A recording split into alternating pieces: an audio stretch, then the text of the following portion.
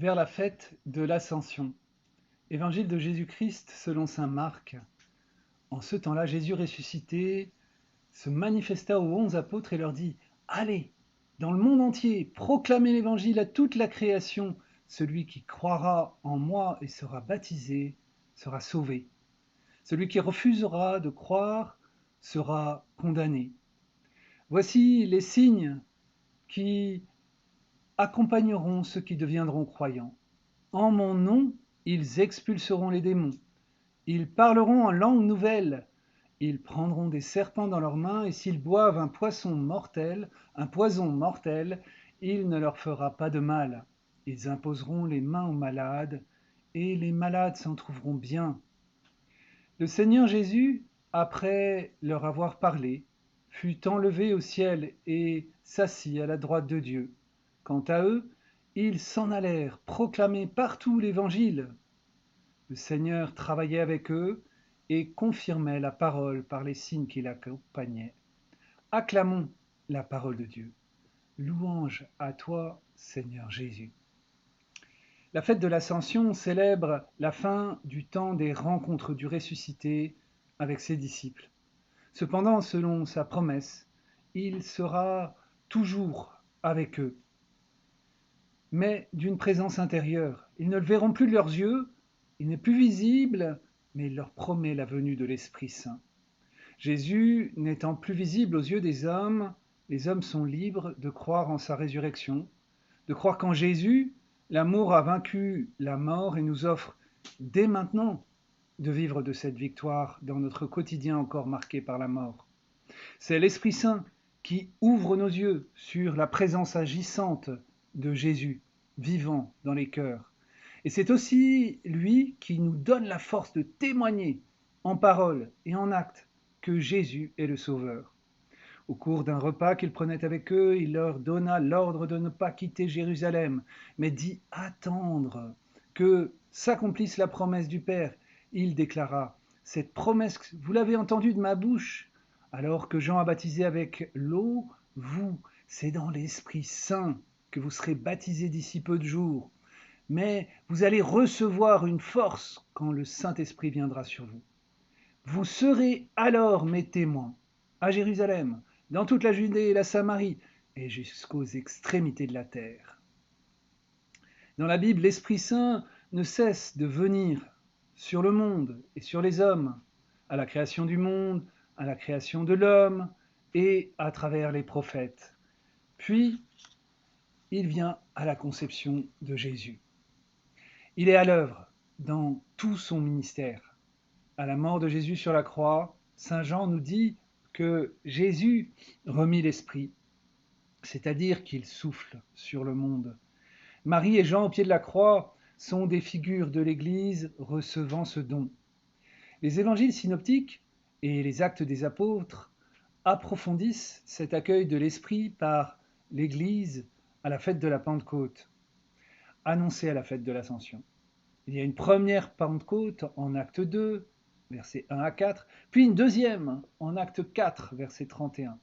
Eh bien, pour nous aussi, il n'y a pas une seule effusion de l'Esprit sur nous, mais nous recevons l'Esprit Saint tout au long de notre vie chrétienne, dans la mesure où nous nous ouvrons à ce don de Dieu. En effet, Dieu respecte infiniment notre liberté.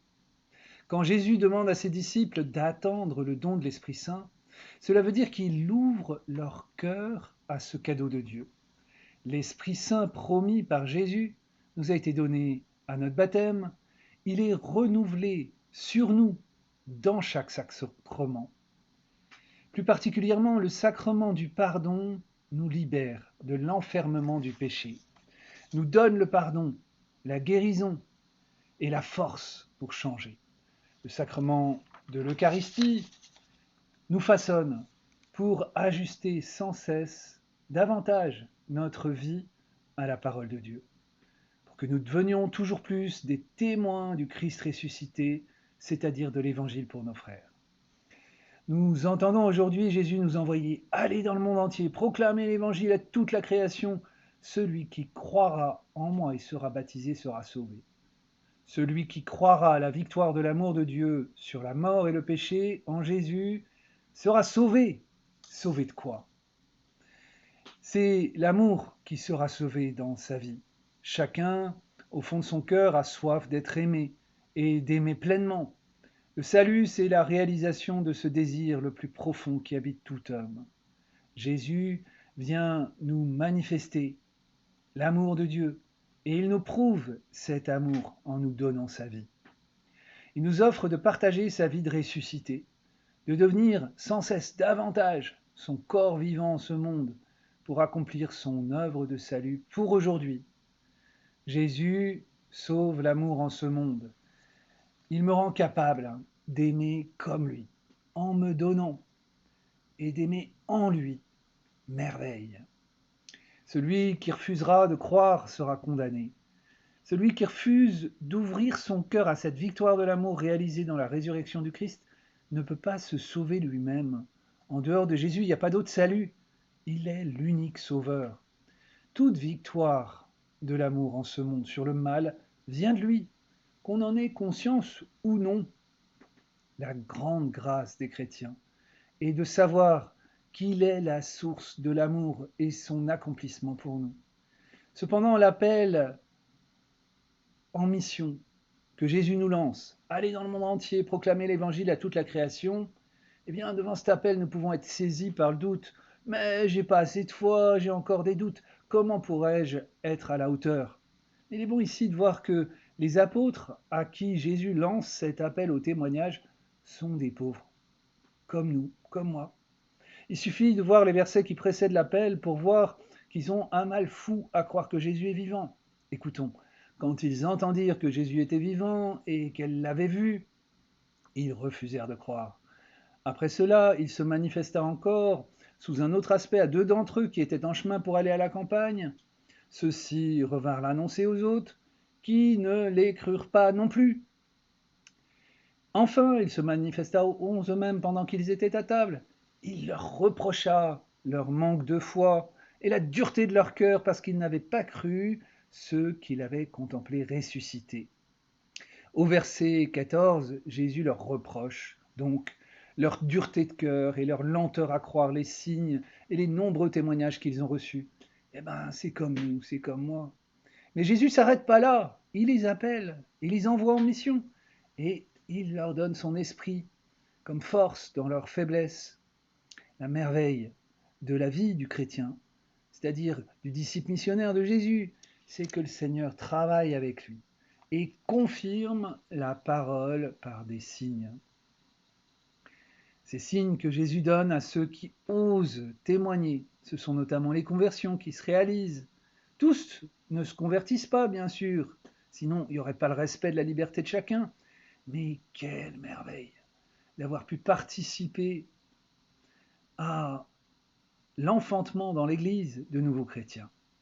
Dans l'évangile de Jean, c'est le cas notamment de la Samaritaine. Après avoir rencontré le Christ, elle va le dire aux habitants de son village, et voilà qui sont nombreux à se convertir et à croire en Jésus. Voulons-nous entendre cet appel à oser témoigner? Alors nous verrons le travail du Seigneur avec nous. Beaucoup diront ici, mais comment témoigner? L'Esprit Saint souffle à chacun la manière pour témoigner en parole et en acte et pour faire des disciples. Ce que Dieu ne peut pas faire à notre place, c'est d'oser aller et proclamer cette semaine encore. Qu'oserons-nous tenter? Voilà, on peut partager sur ce qu'on a pu tenter jusqu'à aujourd'hui et les fruits qu'on a vus de ce témoignage et de ce travail de l'Esprit Saint avec nous. Et puis ce que j'imagine pouvoir encore tenter. Bon partage.